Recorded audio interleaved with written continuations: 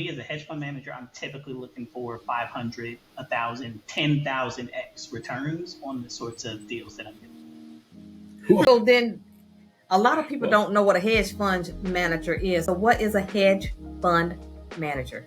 Sure.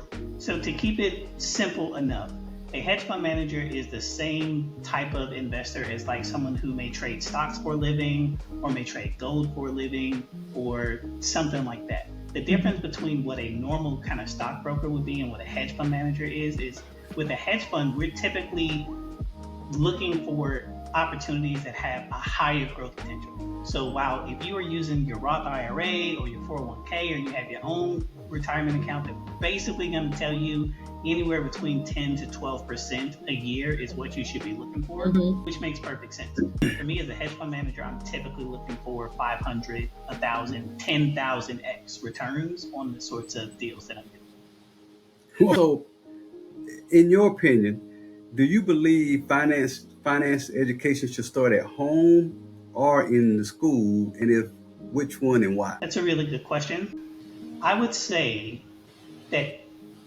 they reinforce each other. So it should be definitely taught in school, but we all know it doesn't. There's only about half of the states in the country that even require any sort of financial literacy, and if they do, it's typically only a semester, and I've seen all the courses that they teach. On the flip side, it should be taught at home. But the issue that you run into a lot of times is that the parent has already lived a whole life, which has included a number of financial mistakes. Right. And so what you find in a lot of instances is there is embarrassment, there is shame, there is just a general lack of knowledge or true know-how of how to be able to speak to your student or speak to your child in a way that is prosperity-based versus scarcity-based. And so a lot of these conversations, especially in households like ours, it's not sophisticated conversations around money, but it's more mom or dad, can I have?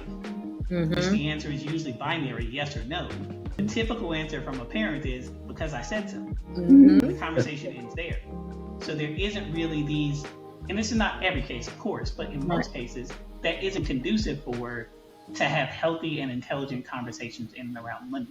And so we have the tool set to be able to teach this in an engaging way, and we genuinely care to do so. And so a lot of times parents want to do this, they just don't know how to do this. And so we wanted to be able to create something that hopefully will fill that gap.